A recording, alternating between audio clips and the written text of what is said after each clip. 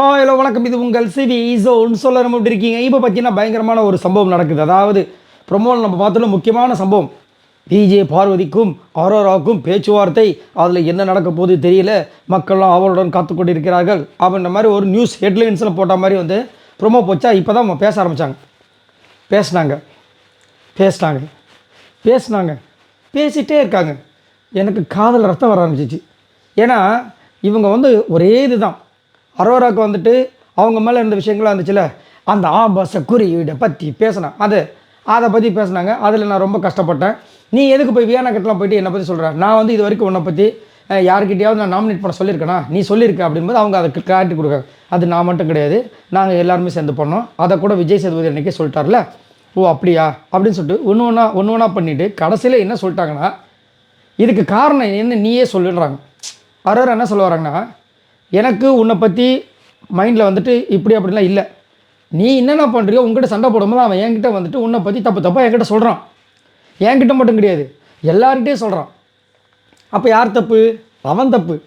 அவன் என்கிட்ட சொல்லும்போது நான் என்ன பண்ணுவேன்? அவன் சொல்கிறதே என் மண்டியில் ஏறும். அப்போ ஆட்டோமேட்டிக்காக எனக்கு உன் மேலே வந்துருச்சு கோவம். அப்படின்னு முடிச்சிட்டாங்க. கமரு ரசிகர்களுக்கு செம்ம ஜாலியாக இருக்குமே. இதைத்தான் நாங்கள் முதல்ல சொல்லிட்டு இருக்கோம். இவருக்கு தேவையா? இப்போ கடைசியில் என்ன சொல்லியிருக்காங்கன்னா, சரி நான் விளைவிக்கிறேன். அப்போ கூட விஜே பார்வதி என்ன சொல்கிறாங்கன்னா, நீ விலக வேண்டாம். நான் அப்படி சொல்ல வரல. என்னென்னா நான் கூட அவங்ககிட்ட என்ன சொல்கிறேன்னா, டைம் ஸ்பேஸ் அவளுக்கும் கூட எனக்கும் கூடுறா. நீ அந்த மாதிரி ஒரே இதை பண்ணாதுன்னு தான் நான் சொல்லியிருக்கேன். ஏன்னா இன்றைக்கி வந்துட்டு அவங்க வந்து நாமினேட் பண்ணும்போது கிளியர் கட்டாக தெரிஞ்சிச்சு. இன்றைக்கி மட்டும் இல்லை, நேற்று வந்து அந்த விஜய் சேதுபதி அவர்கள் எபிசோட்லையுமே பார்த்தீங்கன்னா, அவங்க வந்துட்டு என்கிட்ட வந்து உண்மையாக பழகலை.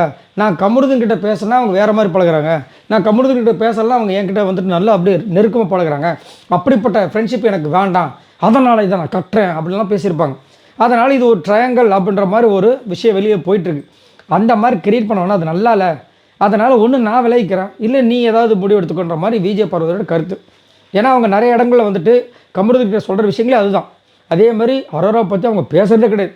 அதுவும் அந்த ஆபாச குறியீடு அந்த பிரச்சனை வந்ததுலேருந்து அதை பற்றி சுத்தமாக எடுக்கிறது கிடையாது. ஆனால் இவர் தான் என்ன பண்ணுவார், திடீர்னு வருவார், பேசுவார். காலையில் ஆனவன்னு என்ன பண்ணுவார், எனக்கு உனக்கு செட் ஆகாது, நம்ம ரேஷன் கார்டு வாங்குற மாதிரி பழகிட்டு இருக்கோம், நான் அந்த பக்கம் போயிடுறாரு.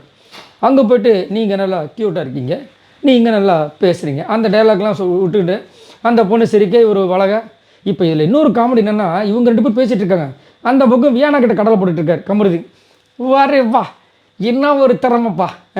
ஸோ நான் அப்போ தான் யோசித்தேன், இவங்க 2 பேர் பேசிகிட்டு இருக்கும்போது இவர் 2 பேரும் விட்டுட்டு வியானா கிட்ட வந்து ஒரு ட்ராக் ஆரம்பித்தா எப்படி இருக்கும் அப்படின்னு. ஏன்னா அந்த மாதிரி தான் இருக்குது கமருதனோட கேம். நான் ஆல்ரெடி உங்களுக்கு சொன்னேன் பார்த்தீங்களா, கமருதன் ஒரு நல்ல ஒரு கண்டஸ்டண்ட்டாக வரதுக்கு அவர் நிறைய பாடுபட வேண்டியது இருக்குது இந்த பிக் பாஸ் சீசன் 9 பொறுத்த வரைக்கும். ஏன்னா ஸ்டார்டிங் வந்து ஒரு பிம்பத்தை வந்து நெகட்டிவான பிம்பத்தை காமிச்சிட்டார். அதுக்கப்புறம் வந்துட்டு அதை மாற்றுறதுக்கு ட்ரை பண்ணுறாரு, அதை கொஞ்சம் மாற்றினார். இப்போ திரும்ப என்ன பண்ணுறாருன்னா 2 பொண்ணுங்களை யூஸ் பண்ணுறாருன்ற அளவுக்கு வந்துட்டார். ஏன்னா அங்கேயும் ஃபுல் ஸ்டாப் வைக்கிறது இல்லை, இந்த பொண்ணுக்கிட்ட ஃபுல்லாக ஜொல் ஊற்றுறது.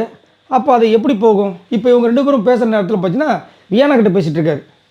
அப்போ கண்டிப்பாக அது அந்த மாதிரி தான் போகும். அதே மாதிரி இப்போ இவங்களும் சொல்லிட்டாங்க, நான் அவன்கிட்ட சொல்லிட்டேன், என்கிட்ட வராதுன்னு சொல்லிட்டேன். அவன் மறுபடியும் வந்தால் நான் என்ன பண்ணுறதுன்னு கேட்குறாங்க. அவங்க இல்லைடா நான் வந்து நான் விளைவிக்கிறேன் அப்படி சொன்னாலும் அவங்க என்ன சொல்கிறாங்க, அவன் மறுபடியும் 2 வாரம் கழிச்சு திரும்பி என்கிட்ட வரான். இப்போ நல்லா புரிஞ்சுக்கிட்டிங்கன்னா இதுக்கு வந்துட்டு சொல்யூஷன் யார் கண்டுபிடிக்கணும்? இவங்க 2 பேர் கிடையாது, கமருதி. அதை தாங்க லாஸ்ட்டாக வந்துட்டு விஜே பார்வதி சொல்லிடுறாங்க.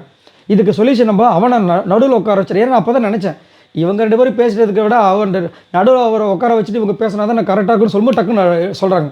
அவனை நடுவில் உட்கார வச்சு நம்ம பேசினா இதுக்கு ஒரு முடிவு விடும் அப்படின்போது இவங்க வேணான்றாங்க. யார்? அரோரா.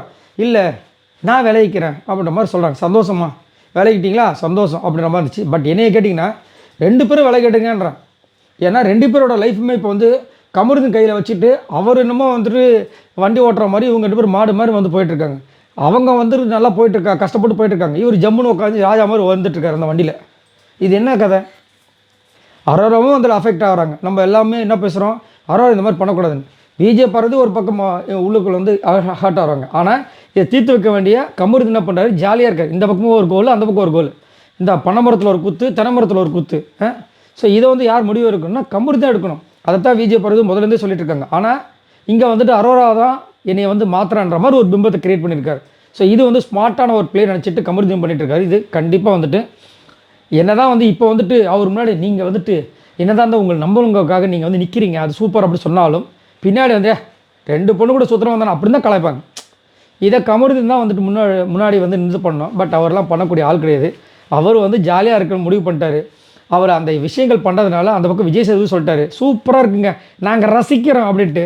நான் இனிமேல் அதான் பண்ண போகிறேன்னு. இப்போ ஏன் வந்து இப்போ இந்த டாபிக் கூட வந்துச்சுன்னா, ஆதரவு ஒரு பக்கம் சொன்னாலும் ஏன் வந்து நீ இந்த மாதிரி வந்து நாமினேட் பண்ணுறேன்னு சொல்லிட்டு கமருதீன் வந்து இது அரோரா கிட்ட கேட்டதுக்கு அரோரா வந்து டென்ஷனை கத்தி விட்டாங்கன்னு சொல்லிட்டு இங்கே வந்து சொல்லிட்டு இருந்தார். நான் என்ன சொல்கிறேன், நீங்கள் தான் போயிட்டீங்களே, எதுக்கு அரோரா கிட்ட பேசுகிற விஷயங்கள் போது இங்கே வந்து சொல்கிறீங்க. இப்போ அரோரா என்ன சொன்னாங்க பாருங்க, அங்கே நீ சொன்ன விஷயத்தை எல்லாத்தையும் என்கிட்ட வந்து கக்குறான் அப்படின்றாங்க. அப்போது இதை தானே முதல் பார்வை சொன்னாங்க, நான் பேசுகிறது என்கிட்டே இருக்கட்டும், அவள் பேசுகிறது அவகிட்டே இருக்கட்டும், இனிமேல் இது இந்த மாதிரி மாற்றி மாற்றி சொல்லாதுன்னு சொல்லி டீலுன்னாரு. எங்கே போச்சு அவங்க இந்த டீலு? ஒன்றும் சொல்கிறதுக்குல எது எப்படி அவங்க விளைவிக்கிறேன்னு சொல்லியிருக்காங்க, பார்க்கலாம் என்ன நடக்குதுன்னு. ஆனால் இந்த நேரம் பார்த்துட்டு வந்துட்டு அவங்க நாமினேஷன்ஸ் வேறு இல்லை, இருந்திருந்தாங்கன்னா சூப்பராக இருந்திருக்கும். சரி, அது மட்டும் இல்லாமல் ஆல்ரெடி வந்துட்டு ஓட்டிங் அந்த அனலைசிஸ் வந்து வீடியோ போஸ்ட் பண்ணிட்டு போய் பாருங்கள். ஸோ இதை பற்றி உங்களோட கருத்துக்களை சொல்லுங்கள். மறக்காம நம்மளோட சேனலை சப்ஸ்கிரைப் பண்ணிட்டு சப்போர்ட் பண்ணுங்கள். பாய் நண்பர்கள்.